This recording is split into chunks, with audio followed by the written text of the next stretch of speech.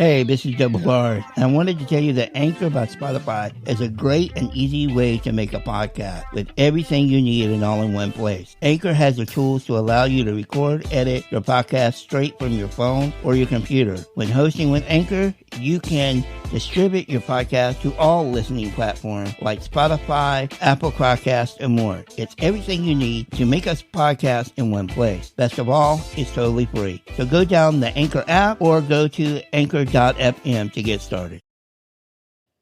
This is the Let's Roll Podcast with your host, Double R. What up, everybody? It's your host at Rosamost, Double R. And this is the Let's Roll Podcast. Today's episode is all about DACA, and I brought back my good friend Paula to talk about her experiences with DACA, being disabled, and all that. And we're going to do all that and more right after this. Paula, welcome back to the podcast. I'm happy to be back. That was kind of How are creepy. you? That's kind of creepy, Paula. Kind of creepy? Okay. I don't know how not to be creepy then, if that sounds creepy. I'm doing great. How about yourself? I was about to ask you how you are. I'm glad you're great. I'm fairly good today. You're fairly good? Yeah. So it was a good day today. Yeah, I got a lot done. I got a new teaching gig, and I started some classes, new classes today, and had new students. It was nice to meet them. Sweet. For those that don't know, Paula is a teacher, tutor. I teach and tutor online. Yes. Yeah. Okay. So Paula, tell us a little bit about you and, leading up to today's topic. About me. Yeah. I'm an immigrant. Okay. I have osteogenesis imperfecta, as we discussed in the previous episode I was with you. Yes. And I teach. I've been teaching for the past 3 years, but before that I did video editing, and I've done a lot of different kind of work throughout my career, I guess. Yes. And I love cats, as you know. I do some rescue, but not so much anymore. And I used to work with a lot of nonprofits that did grassroots organizing for immigrant rights. And I don't so much anymore, but I've learned a lot from those past experiences and my own experience as an immigrant. I have DACA, and that's, I think, what's the topic of today. So if you don't know what that is, it is a program that actually the acronym stands for Deferred Action for Childhood Arrivals. And it actually was an executive action signed by President Barack Obama in the end of summer of 2012. Since then, there have been over 800,000 recipients, and I'm one of them. And what DACA does is it allows people who were brought to the U.S. as children, that's where the childhood arrivals part comes from. It allows us to have a work permit and a certain level of protection from deportation. I say certain level because it's not an assured protection, right? There are certain circumstances where you can get deported still, and there have been cases with people with DACA who have been deported to a country they don't know. I recently saw a documentary. I think it was from Vice, the channel Vice on YouTube, Yeah. Rusty. Yeah. Yeah, and they were basically recording the life of this 18-year-old. And he came to the US when he was 2. I mean, we say he came, but he was brought here, right? You can't decide at that age what you're doing. Right. So he really didn't know hardly any Spanish. I'm fluent in Spanish, but some people who arrive here at a very young age, you know, they don't learn it well, or they forget it, or Right. whatever the circumstances are. So he was with some friends. I'm trying to make this short, but he was with some friends, and his friends had marijuana in the car. Um, he at the time had not, because he actually got a drug test afterwards, and he was clear. But the fact that the car um, that his friend was driving had marijuana, and the fact that it was his, and the fact that they were all together, um, Guilty by association. yeah. So I think they were going too fast, and they got pulled over for speeding, and all his friends were cleared Right. because they just got kind of like a slap in the hand. But once he got through the processing in the county jail, they found out he was a DACA recipient, and they called ICE, which is Right. Immigration's Custom Enforcement. And bam, that's when they booked him for for deportation, because Right. that's one thing that DACA doesn't protect, is if you are caught even for a misdemeanor. People have been deported for something as simple as having a brake light off, and that, or like an expired ticket that they never Right. paid, or something like that, very uh minuscule Or offenses. Minor, yeah, minor yeah. infractions. Minor infractions. So Yes. DACA doesn't really protect you for every under every circumstance. And the main thing that has become an issue is it's not a permanent solution, right? Right. um so I just wanted to talk a little bit about, I don't know, I guess the history of DACA. Well, What did you? but before we get into that, Mhm. let's kind of rewind a little bit. How long have you been in this country? So, because I have that condition that you also have, Right. my pediatrician suggested to my dad that it would be better for me to move to Houston, because Houston has the biggest medical center. I think Hell yeah. it did at the time, and I think it still does. I can't say for sure, but I know it. I think it's the fourth largest medical center. It Yeah, it might have changed since I was a child, because I was born in 85. So Right. at the time in the late 80s, it was definitely the largest. And Right. she suggested it, and then we had an aunt, a relative who suggested it too, because one of their kids was getting treatment here in the medical center.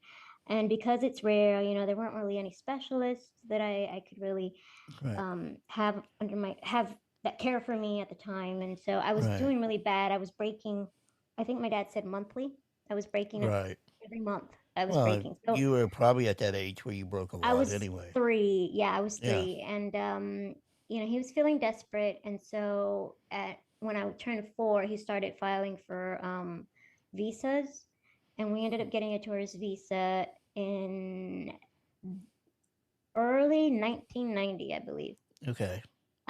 We were approved for a tourist visa, and those last for 6 months. So you're allowed to be in the country for 6 months, and then you have to go back.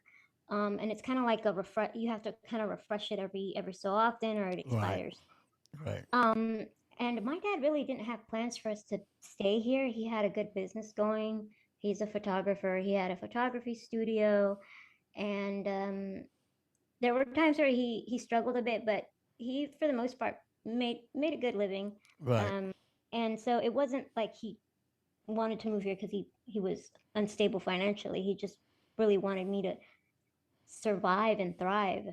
Right. And so we found out about Shriners Hospital, and we already had everything set up for when I arrived. Like I had my first surgery within a month of being here. Right. So anyways, I got here. Actually, it's been my anniversary. I got here August 22nd of 1990. So I've been here since 1990. That would be 32 years. And A year before that, I graduated high school. yeah, yeah, you're a lot older than me. Yes. So yeah, I've been here most of my life. I was four. I was foreign. I actually turned 5 in the hospital. My birthday's in October, so when we got here, I broke both my femurs at that same relative's house. We had like a Right. little blow up mattress. Mm-hmm. Sorry if I'm a little slow. I'm kind of tired today. That's all right. We had a blow up mattress and I rolled off of it. I mean, these things are not higher than a foot, right? Right, right, And I broke both my femurs, so they ended up pushing the date for my surgery for a sooner date. right. So I ended up having surgery in September, and I was in the hospital for a few months. And I was in and out for 6 months. And during that time, my dad tried to get an extension for the visa, Hmm. but it was denied. So, Is that basically the reason that you ended up staying here because he couldn't go back and forth? yeah, because I was in the hospital. Right, I, right. I was in the hospital for those first 6 months, actually more than 6 months of my, of our initial stay. I had Right. I had my first rotting after those fractures. They kind Okay. of just said, "Oh, her legs are already broken. Let's just rot them," you Right, know. So right. they rotted both of my femurs at the same time. It was That's tough. crazy. Yeah, it was awful. Were you in a body cast? I was in a like traction thing, and Yeah. I was in a cast that went from my hip all the way down to my ankle. Right, right. A full Um, leg cast, basically. yeah, and But I was have you ever been in a body no, cast though? no, not up to the chest or anything. No. Right, okay. Yeah, but I was there for a long time. I I was there for months, and so during that time we weren't able to go back, Right. and my visa expired. So once your visa expires, you're officially undocumented. Correct. And my dad did get a chance to go back before his expired. He went for 2 weeks, and me and my mom and my brother just, we just were here by ourselves, Right. or here without him rather. Hmm. Um, but yeah, that's when I became undocumented, and Okay. the laws for I mean, do you know, or if you can answer this question, what is medical like now in Colombia versus when you came? Is it better or just about the same? oh, I mean, it's definitely better. I don't think accessibility is better. Okay. Um, and And they probably, do you think they have specialists now or no? um, yeah, there are probably few here and there Okay. in the big cities. I was from Pereira, which is not a very big city. Um, the main thing is, lifestyle. Right. There's no such thing as the American with Disabilities Act or anything Right, equivalent to right. it, right? Well, You won't see. even that is not perfect. Yeah, yeah, exactly. Um, Let me I ask you. honestly, Well, no, go ahead. I was going to ask you this. So you came when you were 5, correct? I was 4 and I 4. turned 5 Okay. in Do October, you so it was remember about to be 5. anything of Colombia? I do. I mean, as far as I remember a few things, yeah. I remember making arepas with my grandma in the kitchen at the last house we lived in. She had me make like little ones for me. She'd be like, "You make a right, small one for you."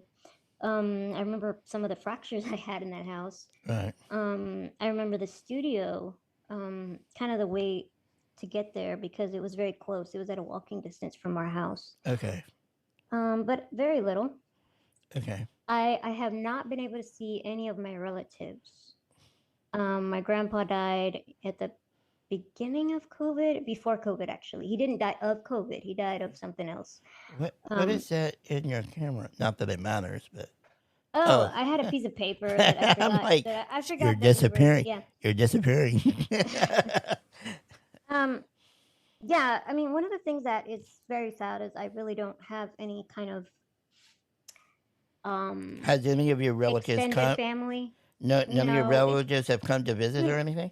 in order for them to get a visa, they have to prove that they're going to be staying and at someone's house and that the person they're staying at has the money for it. It's a little different than from when we came. There are a lot more rules now, right? And they just haven't had a chance really. My mom's family is very poor. And my dad's family, a lot of them are here. My dad doesn't really have any siblings. Hmm. And so because he's an only child, there really just isn't anyone Right. to come here. But I do wish I would have been able to grow up with my cousins on my mom's side. Um, we've been able Okay. to see each other online here and there, but it's not the I same, actually used to play video games with your cousin. One of them, he's Yeah. actually from my dad's side of the family, Well, so he's like no, a third cousin. I no, he's really still wish, family. yeah, well, yeah, he is, but it's different. I really wish I would have been able to see my aunt and uncle, things like that. Right. Right. My grandparents. So yeah, yeah, I haven't been able to see them. Okay, let's take a break and then we'll come back and we'll talk more about DACA and maybe talk about what you would like to see done and stuff like that. We'll do that right after this. So, Paula, let's get more into the DACA and talk about, what you would like to see done or maybe some of your struggles with DACA itself. Anything that you want to elaborate on. Can I just talk a little bit about immigration policy? Yeah, that Okay. open, Okay. Yeah. open forum. Open forum. Yeah. So yeah, that's a big topic. So I'm gonna just try and go with how a big influx in South American immigration is actually a reflection of foreign policy in the U.S. Remember Right. that article I sent you from Yes. NPR? Yes. There's a lot of backlash, and there's always been a lot of backlash for immigrants. In the 1800s, 1850s, the American Party was established for a while. They were actually one of the biggest parties at the time. Right. And they became the know nothings, and they actually blamed Irish Catholic immigrants for everything. During the temperance movement, when they were trying to ban alcohol, they blamed the Irish Catholics for the alcoholism that was going on in the States. And it's always we're kind of a scapegoat for any kind of issues that's going on. And so a lot of times, especially right now with influx in immigration, people don't realize that there's a reason why shifts happen. And in the late 80s, a lot more immigrants were coming from South America, and then it like quadrupled after NAFTA was signed in 1992. Right. NAFTA is the North American Free Trade Agreement, and the subsidizing of crops and small businesses. Not being able to have a kind of like protection for them to be able to sell at a decent price really, really ruined a lot of their businesses. And so a lot of people just started migrating because they had no jobs, they had no money, and all that. Another thing is wealthier immigrants and immigrants from certain countries have always been preferred. That's just a fact. Well, right? of course, because they see Yes. them as not a burden because they have money and they're So bringing we have money two in. things happening. We have poor Mexicans, poor South Americans, poor Central Americans migrating. They're not the favorable, people, right? So there's going to be a lot of like backlash. My opinion, real quick, is this: is that the average person doesn't get. They sit there and say, "Oh, we don't want them coming in our country, blah blah blah." But what they don't realize is the people that are here provide so many things that we take for granted.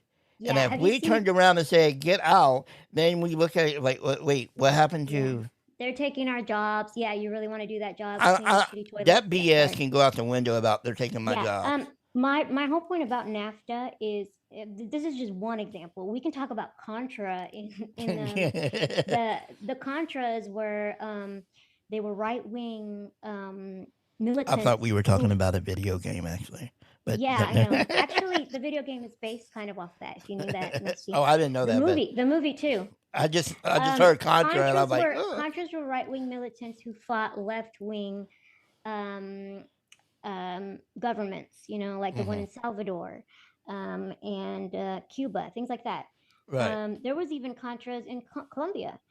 Anyways, long story short, the U.S. invaded, but silently, And they enabled the Contras because obviously they didn't want left wing governments to take over. Right. There was always this whole thing with the Red Scare, especially in the 80s, with the whole, Mm-hmm. Cold War. Right. Anyways, going back to the wealthier immigrants. Wealthier immigrants are not going to be the ones coming from those countries that have all these struggles and that have all these, um, what do you call They it, don't have a occupation. they don't have a reason to. Right. And here's the thing, the policies created in the US, the foreign policies like NAFTA, actually force illegal immigration. Let me Mm-hmm. repeat that. They force illegal immigration because they don't provide avenues for people to apply.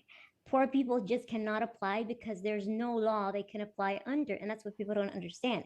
Right. Like, for example, me, I cannot just apply.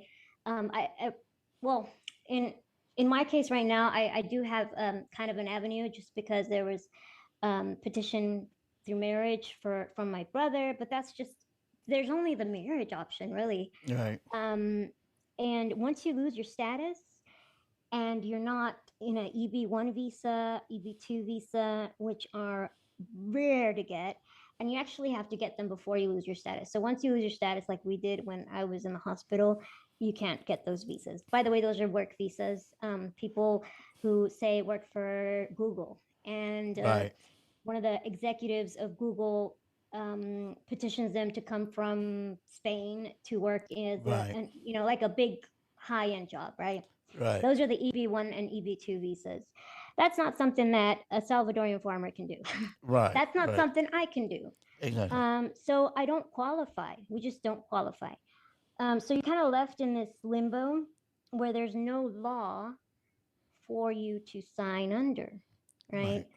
Um, and well, I was getting somewhere with this, and I kind of lost track. Well, right now there's a whole polemic, right? The Biden administration has been urging Congress to sign some sort of um, bill into law Mm-hmm. to protect the DACA recipients or the AKA Dreamers, right? There are over 800,000 of us. I would say there are probably closer to a million of us. It's just that those 200,000 that have not been able to apply haven't been in the books because of what happened during the Trump Well, administration. the other side of the aisle doesn't want it because if if if we were to say, okay, everybody that's in this country that falls under DACA, and we decide just make them citizens, period. Don't we don't have to protect them, just make them a citizen. Well, that means that you're most likely going to vote for the other side because they gave you that ability.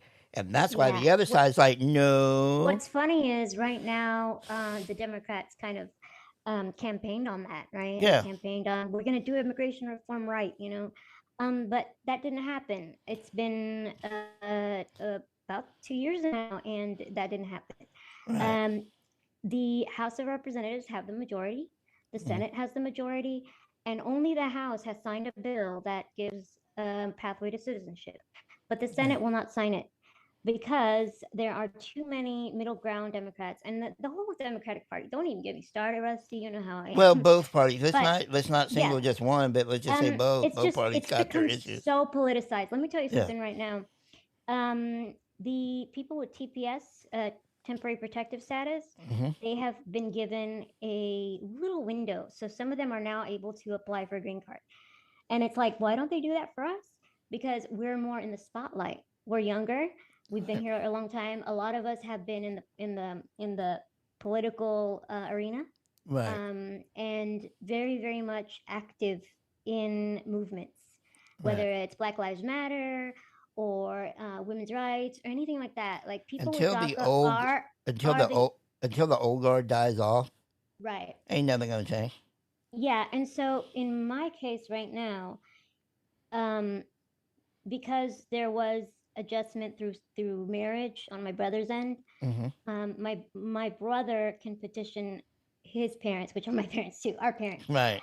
But this is what I mean about how immigration law is so discriminate. It's not only discriminatory, but it just makes no sense, and it's so So there. he was There's a only It was a able to do petition your my parents. parents, but Yes. not you. But I didn't qualify because I was an adult, and my parents were not able to petition me in the same way because after you're 21, you're not considered immediate family under immigration law. I was not considered immediate family.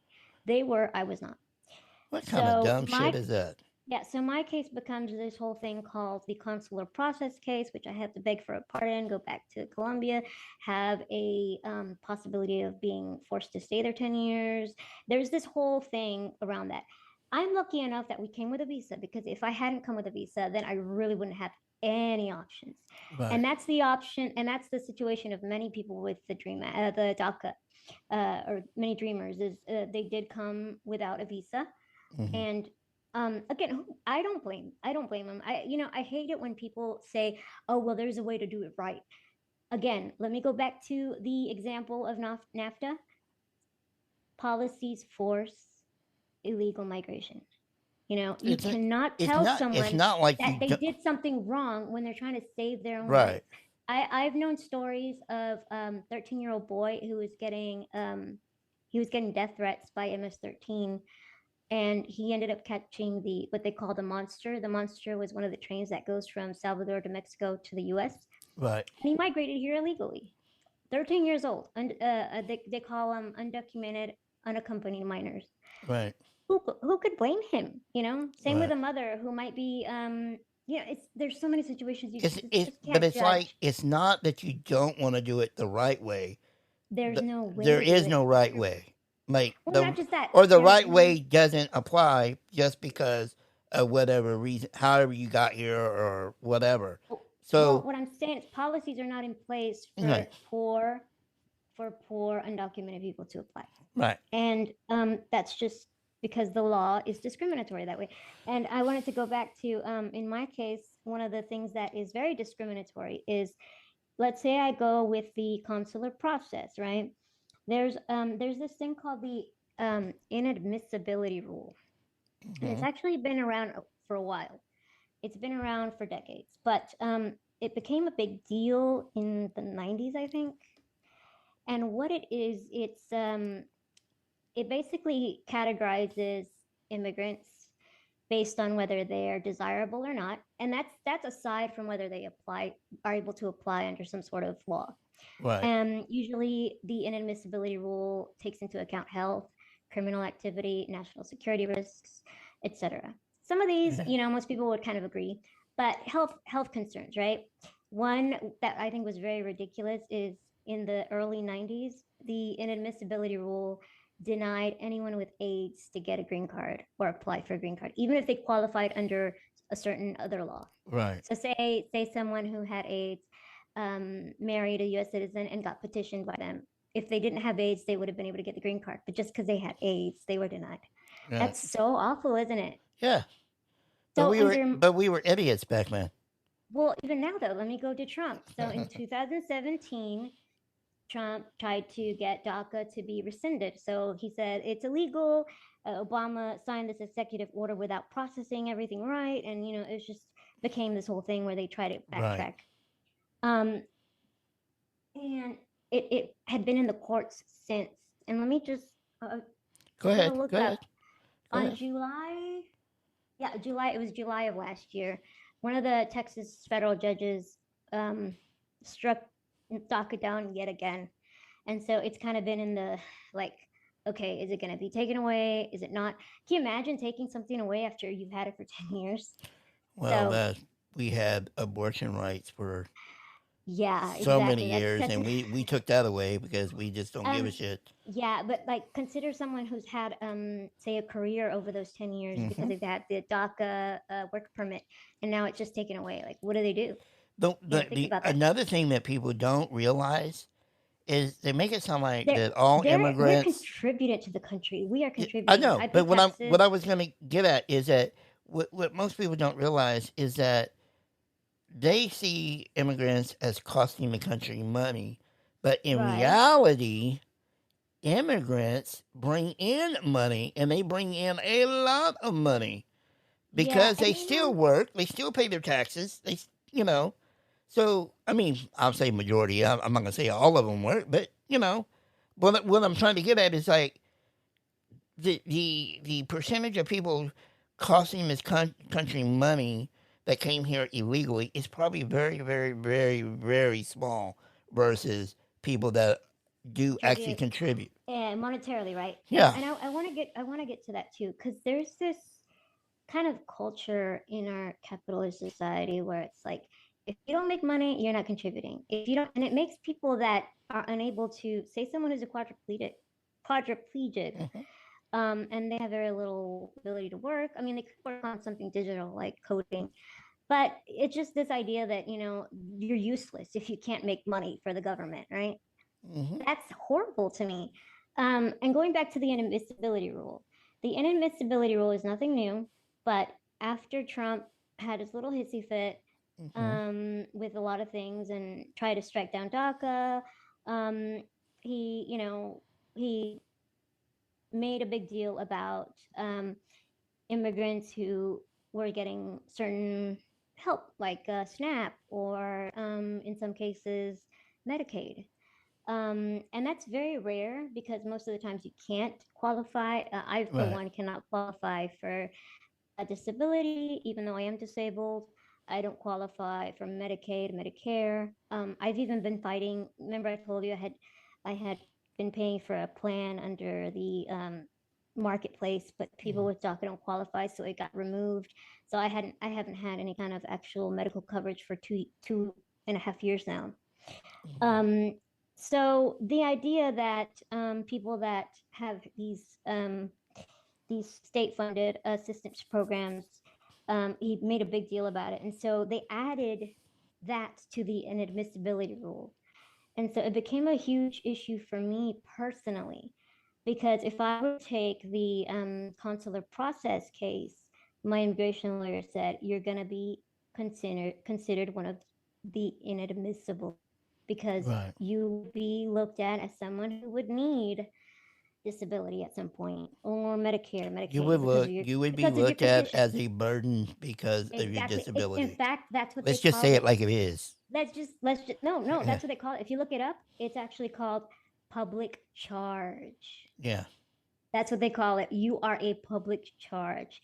So if I were to go back, there's like, now it has been removed under Biden, so it's kind of a little bit more lax. Right. But there's still that thing lingering where it could be brought back. In fact, several senators across the states have been fighting to bring it back.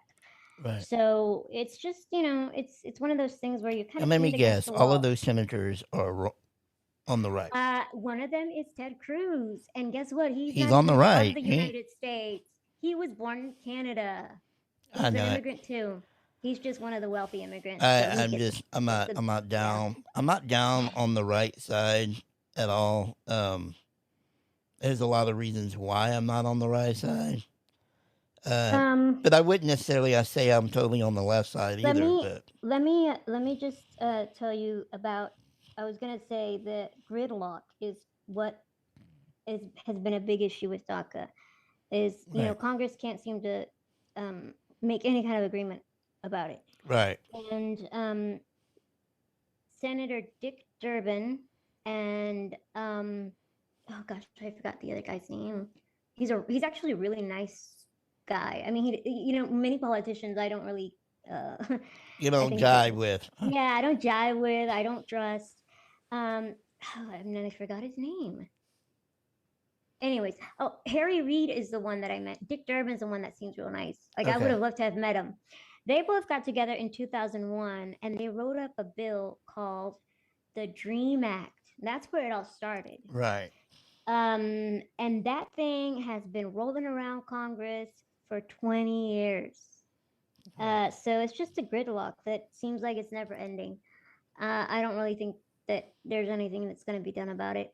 The only thing that was done was a few weeks ago on August 24th, Biden had the Department of Homeland Security sign codification for DACA. And what that does is codifying it sort of makes it more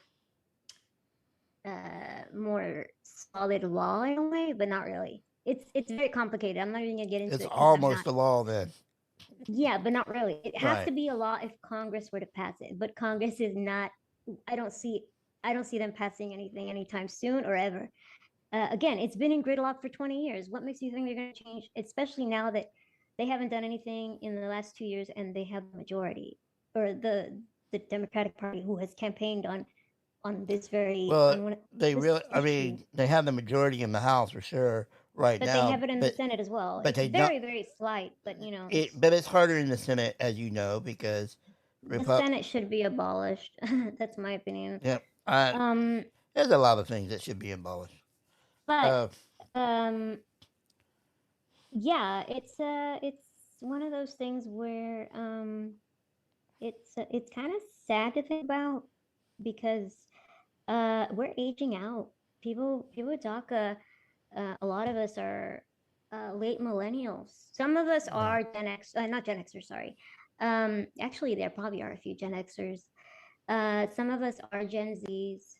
And what are you? the thing that I'm a millennial. Okay, I'm a geriatric millennial. I'm Gen I'm an X. elder I'm Gen X, millennial. man. You're Gen X, yeah. Yeah, no, I'm closer to my 40s, so they call us elder millennials. You don't look Yeah. a day over 16. Oh no, I want to look at least in my 20s. Okay, I don't want to look 21. like a kid. 21. Yeah, I guess. Um, any other questions for me, Rusty? You came with the knowledge that I didn't Right. have. So One thing is, if you see any kind of campaign going around, call your senators, push for DACA to be become something more than just a protection that is renewed every I 2 want to years. push for We have to that. renew it. We have to renew it every 2 years. Pay $500-$600 every I 2 want to years make just to it have our work permanent. permit renewed. I want to make it Well, permanent, and no, I want. I think we need to push for a comprehensive, humane immigration reform. Well, I was about to say that, but you One keep thing. cutting me off. Oh well, I'm sorry. Go ahead. I'll be No, I quiet. was just saying I would make DACA permanent, and we absolutely need immigration reform, and sensible immigration reform, not this we hate immigrant attitude which is dumb as shit in this country because we're all immigrants. Yeah, there We hasn't came been from one in over immigrants. 30 years. Did you know that? Do what? There hasn't been any significant immigration change in laws. I mean, not any positive ones, at least, in the last 35. I would go as far as 36 saying years. that both sides don't want to fix it too much because then they don't have something to run on. Yeah, it's again, we're politicized. We are a piece in a chess puzzle, right? And we're used as pawns for people's campaign, for the politicians' campaigns. But again, like I said a while ago, until the old guard is died out and gone, and a new guard is coming up in that are more open-minded, more accepting, more caring, more out there for people and not just for their pocket. It's not going to change. I have faith in the new generations. I think we're seeing a lot of change in mentality with all the things going on in the world. Right. With pandemics, with global with I was gonna say warming, but it's not just that. It's climate change. All the changes going on globally. I think that there might be more push for.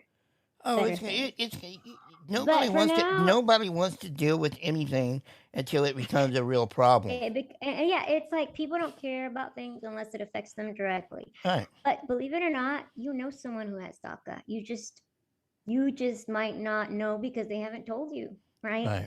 They might be keeping that to themselves. They might feel, like you might judge them, or everyone knows someone. I mean, we're almost 1 million, and codifying DACA, like the Department of Homeland Security just did, is only putting a tiny band-aid on decades and decades of just ongoing struggle.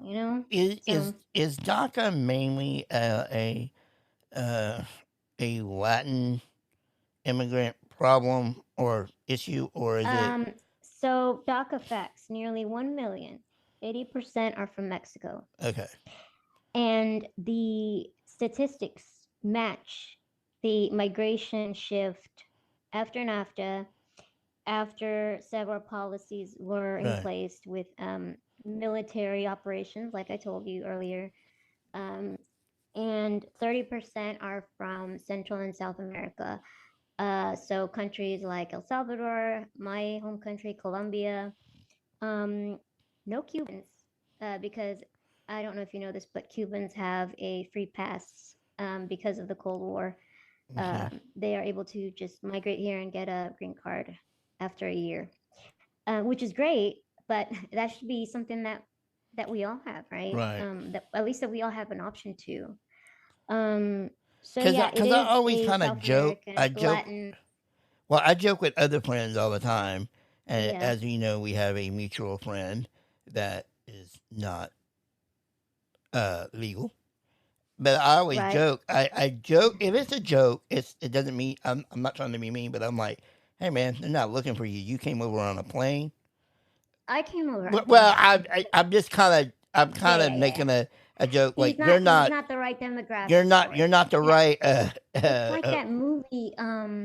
Oh no, no, no! It wasn't a movie. It was a show where this guy, he's Canadian, and he Oh, you're actually talking about Mo? didn't have he. No, it was one of those Netflix shows. Immigration was looking for him, but they actually ended up arresting this Mexican dude, and Okay. it was like supposed to be a Canadian guy. Anyways, yeah, it is a DACA is definitely most DACA holders are Hispanic. There are very Right. few Chinese, very few other countries. Right. Part of it is because countries like Vietnam, there was some sort of amnesty for them because of the Vietnam War. Right.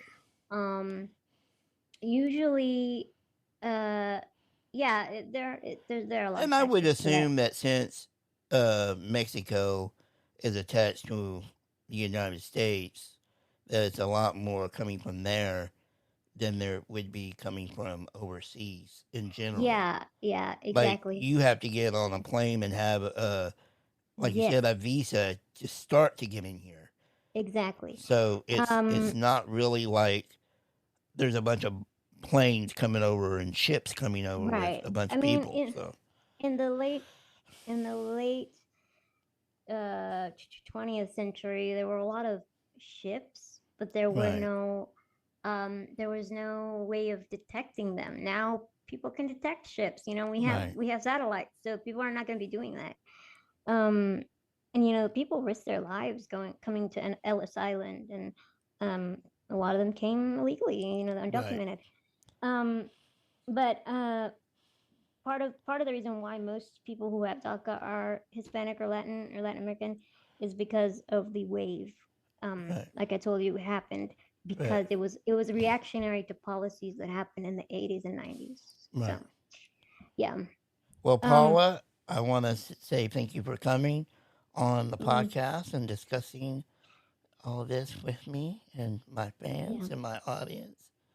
Yeah. Can you imagine how All of my many two fans. I just your two friends and fans? Yeah, No, you have more than two fans for sure. You got at least 10. maybe. No, I was gonna say one last thing. I was thinking about it just now. I imagine how many people with disabilities have DACA that we don't know of. You know, Probably a lot. right? Right. I know there was a I group in Los Angeles that were trying to get together, like disabled dreamers for something something. I met one of the guys working for that about 10 years ago. Yeah. I mean, this is probably going to get me in trouble, but I do Why? see both sides of the whole. I'm going to say the burden argument, but Mm, I also look at it like when I say I see both sides, it doesn't mean I agree with both sides. But what I'm saying is I see both sides. are you a Reality burden? reality tells me, okay, I understand that you look at someone like me as a burden and you don't want somebody and I'm just using me because I don't want to use anybody else. But I see that you look at me as a burden because I have a disability. I'm going to have needs, and I'm going to cost you something. I get that, That's but at the so same time, I didn't ask for this. So Yeah. I didn't decide that I was disabled. That life decided that. So don't look at me as a burden. Is what I'm trying to get at. And they Also, people contribute in other ways oh too, just yeah to make more yeah. money. No, Yeah. but what I'm trying to get at is I'm not trying to justify their side. I'm just saying I recognize their side. I see and It's a understand where they're coming from. capitalist mind view. But but no, because just Yes. because I see the other side doesn't mean I agree with it. No, I'm not saying you have that view. I'm Yeah. saying that view is a very capitalist worldview because it's like it's a dog eat dog world. You know, survival of the fittest. If you're not gonna survive, then you die. And I think that's a very grim way of building society. You know, we ought to be able to support each other. Those who are stronger can pick those that are weaker up. We have intelligence, unlike other I mammals. don't disagree with that. Yeah. And I don't disagree with we that ought at to all. have, I mean, I hope we would have more compassion than that. Yeah. Yeah. I But do have compassion. What are you doing? no, I'm saying as a society, this society, and I studied this when I was doing U.S. history. We in the U.S. there's a big individualistic culture, Mhm. as opposed to other countries where it's a more communitary type of Right. culture. And I think that leads to a lot of issues that we have here. Sure. Honestly, Sure. yeah. But I would go as far as saying that we'll never be perfect, but we do need to strive. No. We need to strive to be better. And there's always going to be less fortunate, and there's always going to be, you know, fortunate people. So but we, I think that as a society, we could do better Check your privilege. and strive to do better and be better. Um, you know, I, I look at every situation. Uh, I try to see both sides in every situation. And again, I'll make it very clear. Doesn't mean I agree with either side or disagree with either side. It's just that I want to see both sides and understand where both sides are coming from. But I would definitely lean towards like, no, help somebody that's in need. Why can we not do that? I mean, I know we can't help everybody, and not everything's going to be perfect, but we can strive to be better. But again, Paula, thank you for coming out and being on the podcast. And I hope some people learned something today by the beautiful teachings of Paula. Thank you. Because you educated and beautiful person.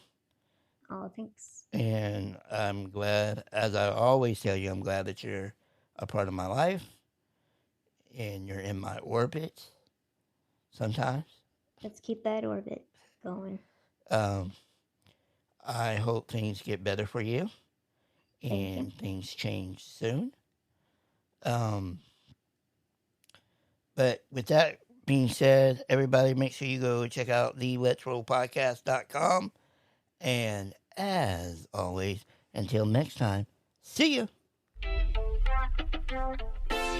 Hey, this is Paula, and you're listening to the Let's Roll podcast with host Double R. Make sure you're following us on all of our social media. Find links in the description below or at theletsrollpodcast.com.